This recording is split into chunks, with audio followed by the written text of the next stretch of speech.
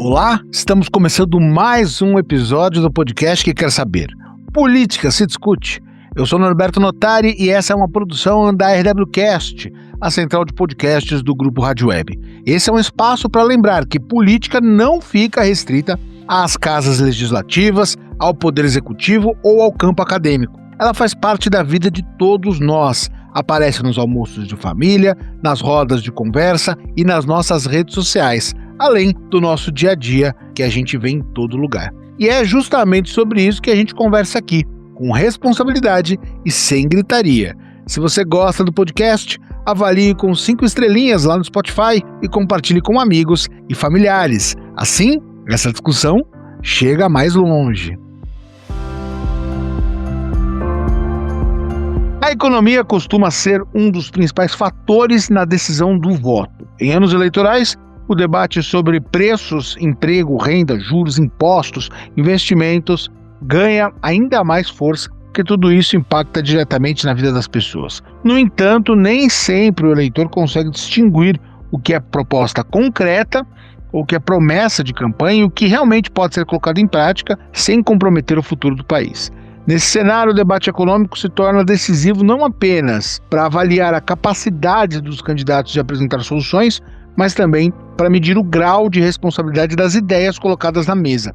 Afinal, falar de economia em campanha é falar de prioridades, de escolhas difíceis e de caminhos possíveis para crescer sem perder o equilíbrio fiscal e social. Para conversar sobre esse momento e sobre o que realmente deve pesar na discussão econômica nesta eleição, recebemos o economista César Bergo, ele que é mestre em finanças, é sociólogo, é teólogo, conselheiro do Corecon do Distrito Federal e é uma referência importante para que a gente possa entender os desafios da economia brasileira. Professor César Bergo, obrigado por nos atender. Grande Norberto, é sempre um prazer estar com você aí e seus ouvintes. O importante é que a gente tenha um foco realmente no orçamento e outro na economia, porque tem que casar as duas coisas para você não ter dificuldade, não se endividar, né? E essas decisões de governo são importantíssimas para o dia a dia das pessoas. E muitas pessoas não levam em consideração. Às vezes estão preocupadas ali com ônibus, né? Com os afazeres diários e não têm nenhuma noção do que está acontecendo no mundo e no país. E na opinião do senhor, eu queria que o senhor respondesse para nós, primeiramente, o que dá nome aqui ao nosso trabalho. Para o senhor, política se discute? Se discute, a gente às vezes escuta as pessoas falar assim, eu gosto de tudo, menos de política. O ser humano é um ser político, não tem jeito, né? Então, quando ele diz isso, na verdade, ele está fugindo da briga. Então, é importante que a gente tenha essa discussão política, porque faz parte da polis, da cidade, né? Então, não tenha dúvida de que o envolvimento entre as pessoas, entre os bairros, entre as cidades, né? Tudo tem a ver com a política, o relacionamento. Não tenha dúvida que as pessoas não podem se omitir, porque se omitindo, você acaba sendo responsável indiretamente pela decisão. Muitas vezes, numa eleição, né, o cidadão, esse negócio é coisa de político. Não, não é coisa de político, é coisa das pessoas mesmo que vivem em sociedade. Então, é importante que a gente tenha que discutir política para poder entender um pouquinho essas regras, esse xadrez, né, que envolve o nosso dia a dia. Então, as pessoas elas têm que ter essa preocupação sim, Norberto. E professor César, o senhor diria que economia é o tema mais próximo da política em uma gestão pública? Olha, Norberto, a palavra economia significa cuidar da casa. Então, extrapolando um pouco, é cuidar da natureza, né, do meio ambiente, cuidar do seu bairro. Muitas vezes, a gente pensa que o rei, né, que o governante, ele é para oprimir o povo. E não, é para servir o povo. Então, quando as pessoas buscam a veia política, é para servir as pessoas. Começam lá no seu bloco, na sua região, onde você tem um síndico ali. O síndico tem que olhar os interesses da comunidade. E vai crescendo, né? Você tem lá o vereador, depois você tem os deputados, senadores, tudo isso está envolvido nessa questão importante, que é o dia a dia das pessoas. Cuidar das pessoas. Então, a economia, ela não está dissociada disso aí, mesmo porque é uma ciência humana. E é importante que se diga, a economia não gera valores, ela gera instrumentos. Às vezes se usa a economia como valor, e aí acaba dando o que nós estamos vendo, a questão da desigualdade, da exploração do trabalho, né? Então é importante que a gente olhe o ser humano, olhe o outro cidadão como uma pessoa parceira, que juntos poderemos construir algo importante. Então, quando você vai para uma competição, quando você vai para aquilo que a gente vê hoje muito na sociedade, inclusive aqui no Brasil, a questão da corrupção, né? As pessoas se valendo do cargo, se valendo da sua atuação para oprimir as pessoas, para desviar recursos que são necessários para a saúde, educação, segurança, aí nós vemos o caos mesmo e a dificuldade aumenta. Porque entra outro fator também importante, que na economia você tem as empresas que produzem e tem as pessoas que consomem, as famílias. Então as empresas produzem e as famílias consomem. E nisso aí tem o governo. E o que o governo faz? O governo cobra impostos para poder retribuir para a sociedade segurança, educação, né, saúde. Agora, quando isso acontece de uma maneira azeitada, regulada, todo mundo acaba usufruindo positivamente. Quando há um desvio, quando uma outra intenção ou uma má intenção, aí realmente as pessoas acabam sofrendo muito, não só no bolso, mas também na sua vida, na sua qualidade de vida, viu, Norberto?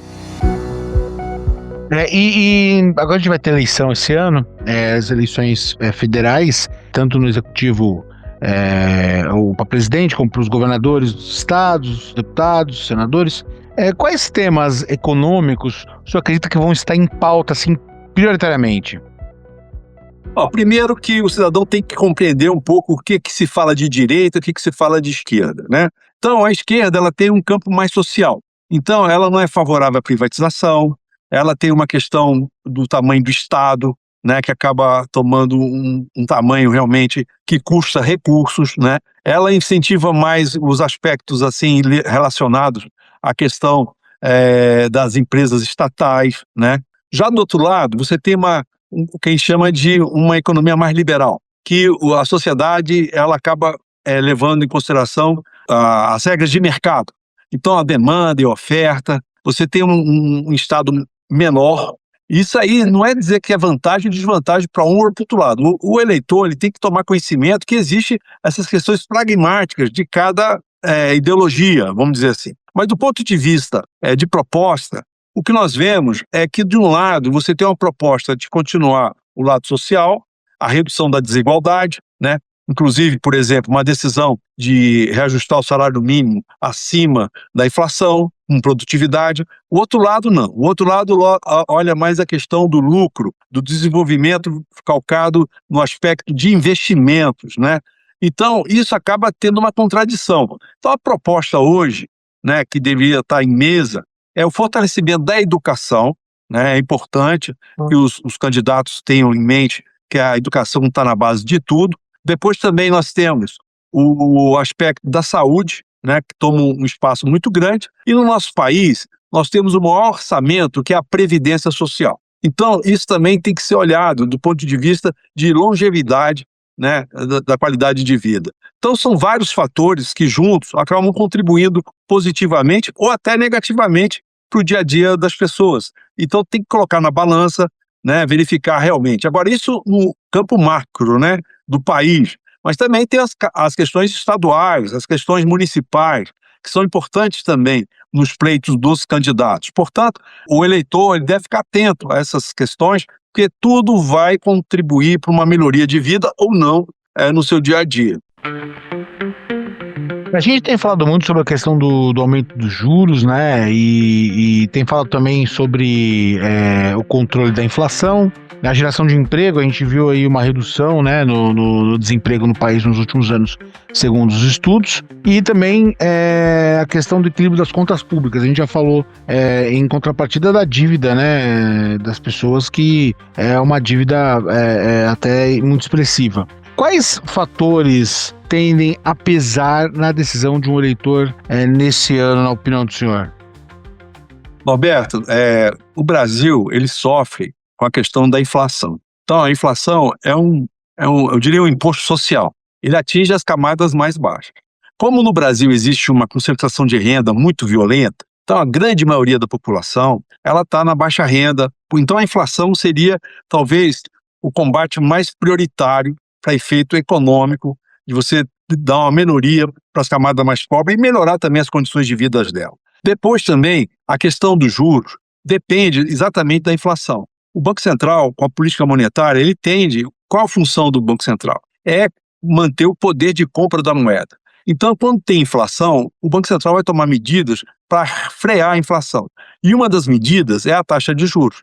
Então, ele mantém uma taxa de juros elevada, porque as pessoas serão, de alguma forma, incentivadas a fazer investimentos no mercado financeiro e não ir para o consumo, né? Então, isso é importante, essa política. Agora, só que do lado fiscal, como você me mencionou, o governo vem gastando muito. Então, é um contrassenso entre política fiscal e política monetária. Elas teriam que andar na mesma linha e no mesmo sentido.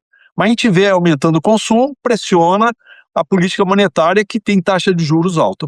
Nós vemos que isso é um mal de governo, não é do governo atual, né? No governo passado também, né, que é um governo mais liberal. Então, ficar atento, porque, primeiro, a inflação. A taxa de juros, ela tem um aspecto nocivo, sobretudo para as empresas, porque encarece o crédito para a empresa depende muito de crédito, então ela vai contratar menos, ela vai produzir menos, então o país acaba se ressentindo disso, a cadeia produtiva, porque o comércio também vive da produção da indústria. Então você tem 3 problemas a administrar e hoje presente. Primeiro, o mercado de trabalho hoje se apresenta no menor nível de desemprego, isso é muito bom, né? A inflação, embora elevada, ela está controlada, está variando ali em torno de 5%. O que mata mesmo é a taxa de juros. Nós temos o juros real maior do planeta. Então isso, o Banco Central, ele deveria ver de outra forma.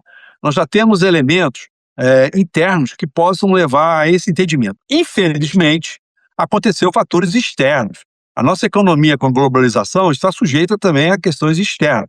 Então a guerra no Oriente Médio acabou encarecendo o preço do petróleo, e muito. Então há uma inflação no mundo todo em função dessa volatilidade no mercado de petróleo. Isso atinge o quê? A energia, né? E no Brasil temos a questão hídrica, temos o El Niño também, né? Que acaba de alguma forma comprometendo as hidrelétricas, geração de energia. Então tem bandeira amarela, bandeira verde, aí encarece a energia elétrica, ou seja, é tantas situações que o nosso contribuinte, consumidor, cidadão fica assim meio perdido, né? Mas essa pergunta que você coloca é importante entender o seguinte: combatendo a inflação, você vai ter juros menores, né? O governo gastando menos do que está gastando hoje vai permitir que as contas públicas entrem em equilíbrio. Isso é fundamental para uma economia equilibrada.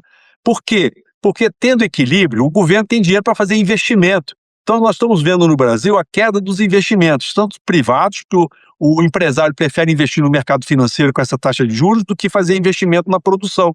E o governo não tem dinheiro, porque está endividado. E mais um detalhe: cada 1% na taxa Selic implica o governo pagar 40 bilhões de juros. Ou seja, é meia Bolsa Família, né? Então, se o Banco Central aumenta 1% na taxa Selic, o governo gasta 40 bilhões. Então é um absurdo, gente, né? Essa taxa de juros, ela não tem a questão só do crédito, tornar as famílias inadimplentes, como nós temos 80% das famílias hoje estão inadimplentes ou endividadas. É também um endividamento do governo. Então, quando a gente fala em dívida pública, o problema é o endividamento que vem aumentando, né? Agora, obviamente, eu estou colocando no cenário bastante presente, né? A tendência é que, com essa queda do preço do petróleo, com essa questão geopolítica sendo resolvida, e tem a questão da taxação americana também, mas prejudica mais os Estados Unidos que a gente. De qualquer forma, o mercado externo, o Brasil está exportando bem, nós estamos com um superávit importante, isso faz com que as contas externas estejam em equilíbrio. Então, hoje nós temos que resolver o único problema: é a inflação, que consome o dinheiro das camadas mais pobres, e a taxa de juros, que já deveria estar bem menor do que está agora, viu, Norberto? O senhor falou sobre alguns eventos externos, né? Falou da guerra, do petróleo e tudo mais, e a gente viu nesses últimos anos tarifaço, a gente viu decisões de governos estrangeiros que impactaram a vida das pessoas no Brasil, né? O senhor acha que esses eventos externos, eles podem comprometer proposta de campanha? Não tenha dúvida. Eu acho que compromete mais é o seguinte, né? A gente está vendo muito um comportamento da direita de aproximação dos Estados Unidos, mas não é uma aproximação nociva, né? Ou seja, que envolve inclusive a soberania do país. Então acho que isso aí não tem que negociar a soberania. Então o cidadão tem que ficar bem atento com essa questão aí. que quem manda no Brasil são os brasileiros e deve continuar mandando, né? Nós já fomos colonizados lá no passado e não é hora essa. As nossas instituições são grandes, o Brasil é o maior país da América Latina hoje, não deve se sujeitar. Então, do lado do outro candidato da esquerda, nós temos esse discurso de soberania, manter a soberania e tudo. Mas esbarra nessa política maluca dos Estados Unidos com relação à questão comercial. Não só comercial, nós estamos vendo também na geopolítica, questão de guerra, querer tomar território, quer anexar a Groenlândia, quer anexar coisas assim que a gente nunca viu, né? E é bom se acostumar com isso aí e não se apavorar, continuar fazendo o nosso dever de casa. Então, influencia na política sim, porque alguns candidatos poderão colocar realmente essa situação e vão acabar, na minha visão, sendo prejudicados, porque a conscientização da população brasileira vai aumentando e realmente isso não cabe agora a gente ficar. Agora, nós temos que pensar também, não é na eleição de 2026, tem a eleição de 2030, tem a eleição para frente, então nós temos que pensar num país forte, uma nação forte, onde as instituições funcionam. Nós estamos vivendo nesse momento com questões de corrupção, né? Nós estamos acompanhando aí o Banco Master, fechamento, liquidação de instituições, comprometendo algo sólido no país que sempre foi o sistema financeiro. Então tudo isso é a preocupação atual hoje, tentar equilibrar essas questões, né? Agora, a questão geopolítica é fundamental, porque quando a gente fala na guerra no Oriente Médio, eu não estou falando só do petróleo, eu estou falando das importações de fertilizantes também, que podem impactar o agronegócio, né? Então, nós temos tudo isso aí. Hoje, essas cadeias interligadas comerciais se produzem no Brasil para algo lá nos Estados Unidos, que vai para a Europa, etc. Ou seja, quando há um problema desse, você atrapalha as cadeias produtivas, né? E também pode ter impacto aqui interno. Hoje o agronegócio é o nosso praticamente carro-chefe, né, da economia, tem respondido bem, nós temos nos transformado no maior produtor de grãos do planeta, o maior fornecedor de proteína animal, temos que continuar dessa forma. Agora, o fundamental, sobretudo nessa questão das terras raras, é que o Brasil produz aqui, gera emprego aqui. E nós temos uma questão importantíssima para animar todos nós brasileiros, que é a questão energética. Nenhum país do mundo produz energia como nós produzimos. 70% das nossas energias são renováveis. Então o Brasil tem que se valer disso e isso projeta um país, uma nação forte.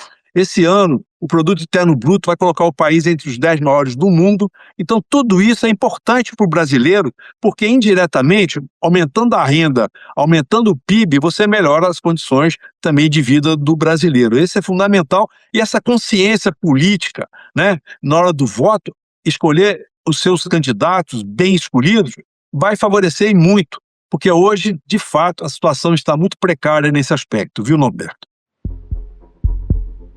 E a gente vê muito projeto que tem resultado imediato, mas na economia é muito comum a gente ver que algumas decisões governamentais levarem mais tempo para ter efeito, né? Então, como que isso pode ser colocado, né, para o eleitor e a importância disso e como isso essa alternância, né? Então, 4 a 8 anos com um governo, aí o outro governo vem e muda tudo que foi feito, aí depois retoma tudo.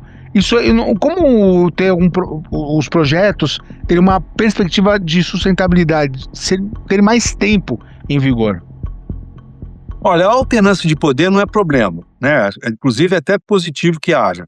Mas o que é pior é o enfraquecimento das instituições. Nós estamos vendo agora e vivendo essa semana a questão do judiciário voltando aos penduricalhos. Então, assim, me parece que tem tanto caso importante para ser discutido no Brasil, e aí o nosso judiciário, o STF, se dedica a ficar cuidando do umbigo, cuidando lá de coisas particulares dele. Então, nós temos que ter noção de que o fortalecimento das instituições é uma coisa de nação e não de governo.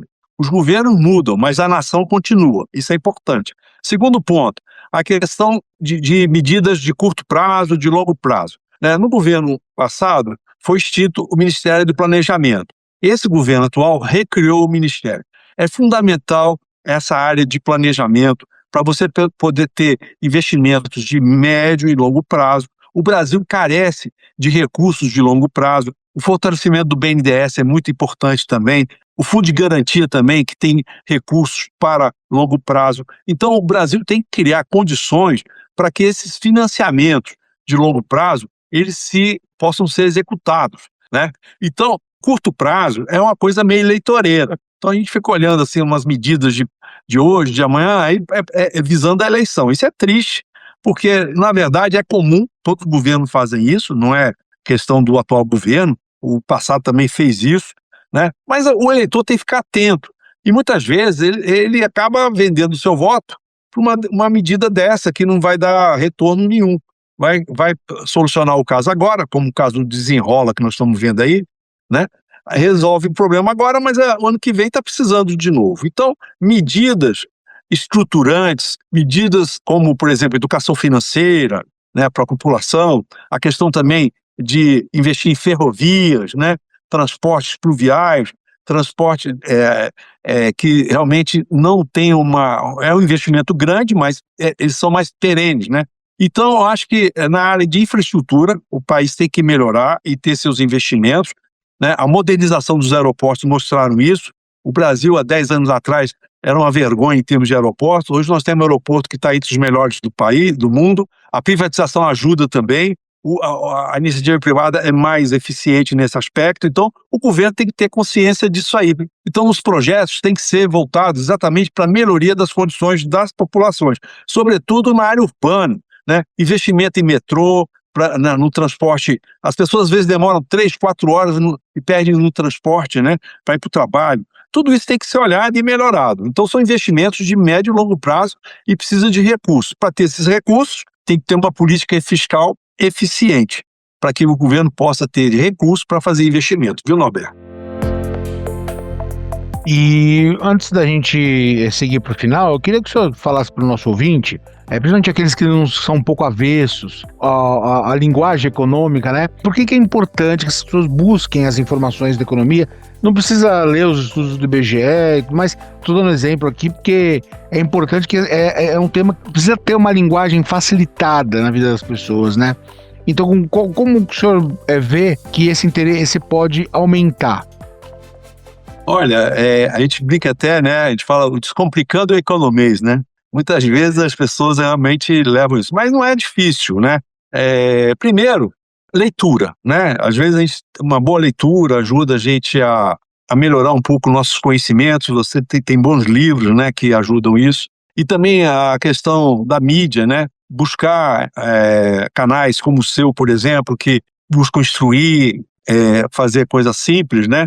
E tem um aspecto lúdico também. Às vezes tem jogos, né, que você pode fazer com a família, tentar de alguma forma se familiarizar com as questões econômicas, né?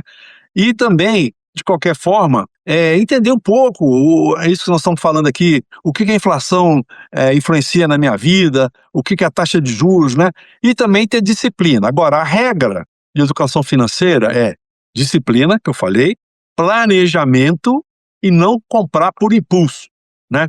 Às vezes está com cartão de crédito no shopping, as lojas ficam assim, entra aqui, compra aqui. Aí chega em casa, poxa vida, eu gastei meu dinheiro todo. Para quê? Para você fazer uma poupança, você pensar um pouquinho no seu futuro, que é uma das funções da moeda, que é a prevenção. Então, agindo dessa forma, o nosso cidadão, o nosso ouvinte, vai tomar gosto pela coisa e lembrando que o órgão mais sensível do ser humano é o bolso. Então, tomar cuidado para que esse órgão não doa tanto, né, Norberto? Com certeza. E aqui o senhor falou sobre uma boa leitura. Nós, como bons amigos da literatura aqui no Política Se Discute, a gente sempre encerra pedindo uma dica de leitura. Não precisa ficar preso à economia se não quiser. Eu quero dar liberdade do senhor indicar um livro para o nosso ouvinte sobre economia, sobre aquilo que o senhor aprecia, sobre o que o senhor quiser, porque a leitura é sempre algo muito importante. Olha, eu vou indicar 2. Já que você pediu um, eu vou indicar 2. A História da Riqueza do Homem, de Léo Huberman. Esse livro é básico. Você vai entender a economia, como é que ela surgiu. Léo Huberman, A História da Riqueza do Homem. E o outro é O Alto Engano, do Eduardo Janete da Fonseca. Então você vai ler, você vai morrer de rir, porque a gente começa a se enganar. O Eduardo Janete é um grande escritor e eu tenho certeza que vai servir muito para a vida de vocês, esse auto-engano. E também ele tem outro livro, O Valor do Amanhã, que mostra a história da taxa de juros também, que é importante. Esses 3 livros, se deixar, eu vou indicando o livro aqui, mas vou ficar só nesses 3, viu, Alberto? Eu agradeço a participação aqui do César Bergo, ele que é economista, é professor de economia, sociólogo e pôde nos esclarecer um pouquinho mais sobre o impacto e a interferência da economia nas próximas eleições. Obrigado pela participação, professor. De nada, e se vocês quiserem depois assistir alguma entrevista minha, a gente coloca no meu Instagram lá, César Bergo. Vocês podem ir lá, eu geralmente coloco uns trechinhos das entrevistas, acho que pode ajudar você também a entender um pouquinho essa questão econômica que é tão gostosa, viu? Um grande abraço, Norberto, e até a próxima. E para você, Política se Discute? Lembre de avaliar o podcast lá no Spotify e de contar para os amigos e familiares que a gente está por aqui. Grupo Rádio Web, produção e apresentação, Norberto Notari, edição de áudio, Mário Melo, coordenação da RWCast, Rafaela Martinez, gerência de conteúdo, Mariana de Freitas, direção de jornalismo, Daniela Madeira.